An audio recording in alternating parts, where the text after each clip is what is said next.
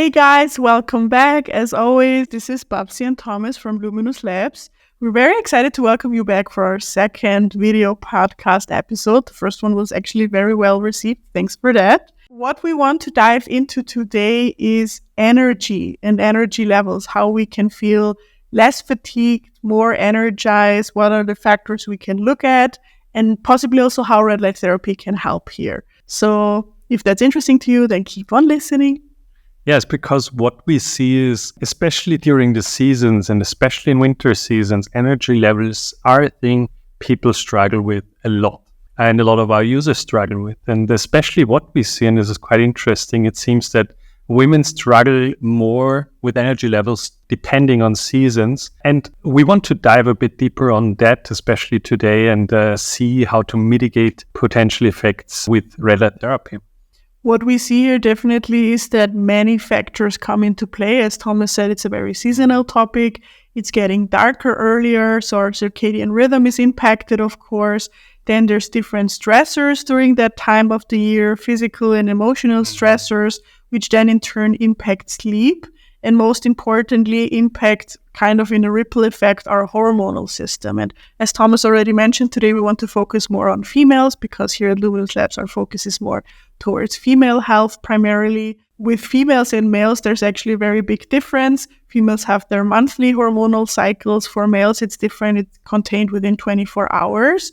So even here, as Thomas mentioned, women are prone to fatigue or feeling less energized more because the hormonal cycle just in general is different and has a different timeline. So this is what we want to focus on today. So then I'm quite curious, Babs, actually, because as a male and with this 24-hour cycle, let's say, I cannot really emphasize so much on how it is for women and what especially provokes these energy dips in women and how to potentially conquer them, use them, or even balance them out. And what is the research that we have on that so far? What is also the research in terms of using red light therapy to balance it out? And what should we do?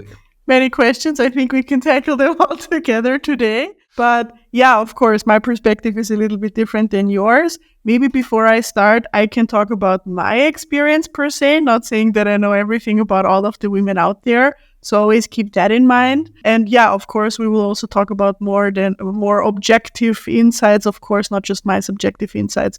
But as mentioned already, there's a plaster of many, many topics or factors that come into play. What I see with myself a lot is that there's a ripple effect almost that kind of happens.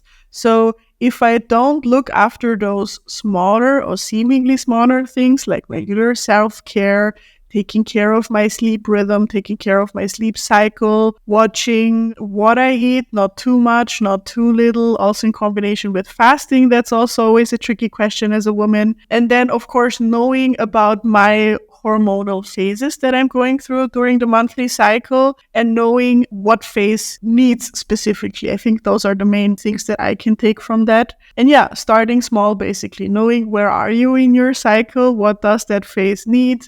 And that impacts all of your routines. What kind of exercise do you need? Is it more high intensity? Is it less intensity?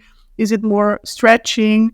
Same goes with food. During specific cycle phases, maybe you might need more food. You have different cravings. Fasting might not be super beneficial in contrary to other cycle phases that you could be in. And then with sleep as well, this is the main thing that I really feel is in specific cycle phases, I just need literally 1 hour sleep more a day. So not 8 hours, but actually 9 hours to feel same energy levels than in the morning when waking up. And being very strict with my sleep schedule and my sleep hygiene, I would say. So technology, watching blue light intake, and using red light therapy to support all of those cycles and building routines around that. So I would say I have an arsenal of different routines that I'm checking in depending on where I am in my cycle and being very aware with that. Yeah.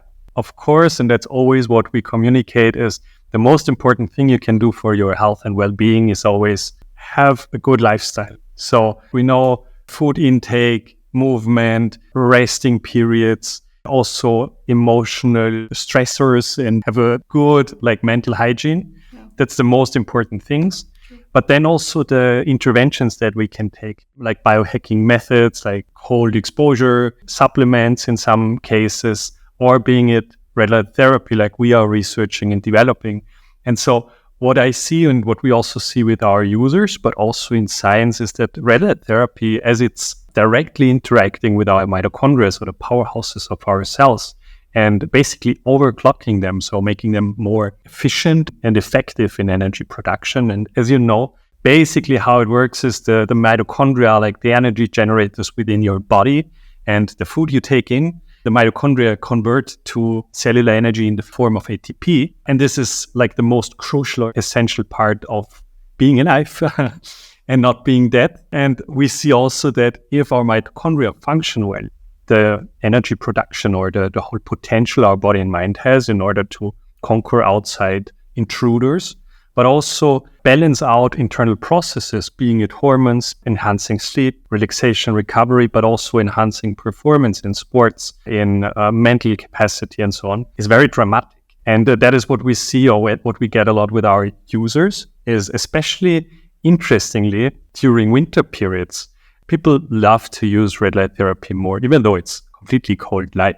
And that's curious because I think, of course, it's always like, yeah, you have to have a strict regimen to how you use or how you plan out your lifestyle and the interventions. But on the other hand, it's also something you feel in your gut, where you have a need for sunlight, for example, in the winter months. You have certain needs for different foods during phases of the year or even month in females. And also there is the need for interventions like, for example, red light therapy that becomes more a focus topic for a lot of users during winter months. Yeah. Definitely, I can attest to that. That's actually one of the main reasons, I think I've mentioned this a million times, but one of the main reasons why I founded this company, or my whole approach to red light therapy. I wasn't feeling well, and specifically during the winter months, additionally also had a burnout, felt very fatigued, and came to this technology to basically feel better. Can you maybe explain a little bit more, Thomas, as the light expert, how red light therapy specifically can support with sleep as a first topic, and then as a second question, we also get this a lot: fatigue. Is it the same thing as not sleeping well? How do they coincide? What's different, and how can red light therapy help?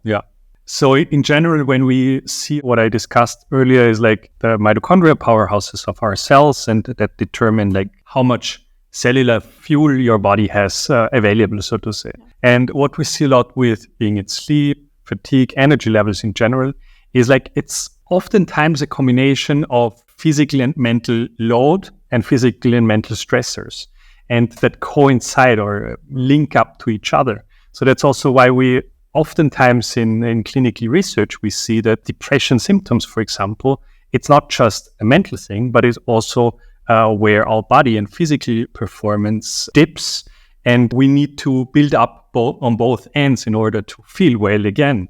And so that is really what we see, like sleep in the last year or two, it's getting more and more in the limelight, I think, in order to how important sleep is, because sleep is like really recharging the mental and physical energy and being able to have your fullest potential. And so this is also why we get it from psychologists. It's like, build up your sleep first and sleep really, really, really well. Only then you can tackle everything else.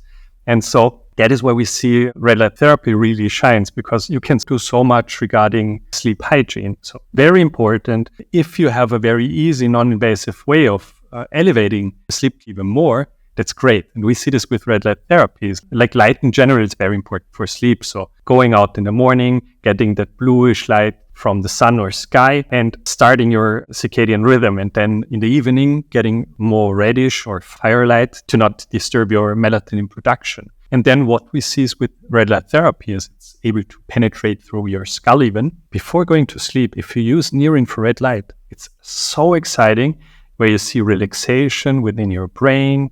So you see like slight headaches getting less.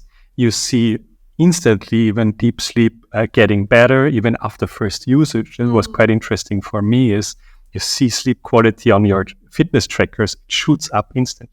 The potential of red light therapy especially is because fatigue, I think it's a lot of factors to play into fatigue, and especially like chronic fatigue syndrome and others is a big topic that's still unresolved. But if we are able to give the body and mind more, let's say, potential to balance itself out, then we are gold. And this is exactly where red light therapy is centered and has the most impact. And maybe adding to that a little bit in terms of what's the difference to fatigue and good sleep hygiene. Fatigue or chronic fatigue specifically doesn't mean you're just not sleeping well, but there's different factors, different contributors, different processes in your body that don't support you in the best way possible. This is what Thomas meant, I think, just to reiterate on that a little bit. And if we go into the application of how red light therapy could support for fatigue or chronic fatigue specifically, in contrary to sleep, we wouldn't really target the brain or the face so much, but really recommend targeting the lower abdomen, the gut area, maybe even as a female specifically during those different hormonal cycles, the uterus and the ovaries. Because what we see here are different contributors again. If we target the gut, again, with very near infrared light, focused light, not so much the red light, the superficial light component of red light therapy, we support happy hormone production. So actually 90% of our happy hormones, being it serotonin, being it oxytocin, aren't really produced in the brain, but 90% are produced in the gut. This is something that you can help here in terms of hormonal balance. Then as a woman specifically, if you target even a little bit lower, targeting your uterus, targeting your ovaries, your lower abdomen, you're really going to get more hormonal balance of progesterone and estrogen, which is something that's really important, not only during your monthly cycle, but also depending on the age that the woman is in, different phases of menopause, for example. If you're a little bit older, 40 and plus, or maybe even 45 and plus, you have different hormonal needs that your body needs. And specifically during those times in your aging cycle, we see that chronic fatigue is a very, very big topic, unfortunately. So here, going into applications, again, with near infrared light, but targeting more the gut area or the lower gut area, specifically for women, we think is a very, unfortunately, grossly overlooked application of red light therapy that we want to give more focus on. In conclusion, maybe, because we always want to keep those podcasts short and sweet to give you little bite-sized pieces of information, we would love to go a little bit more into actual application, actual routine building, because this is something where we see ourselves as very big supporters as well. To basically finish off, how can you feel more energized, basically, in terms of sleep, in terms of stress, in terms of hormonal balance, in terms of fatigue? Thomas, can you maybe start us off with how you like to use red light therapy to feel more energized and give some insights on routines for sleep? Yeah, I think the first thing is really to get a feel of how to use the technology for yourself and how to change it up depending on your circumstances. And what we always see is generally, if you use red light therapy in the morning, it has more of a lifting up effect, of an energizing effect. If you use it at night, it has more of a calming down effect. The cool thing is with how the technology is used in our products, but also other products, is it cannot do any harm.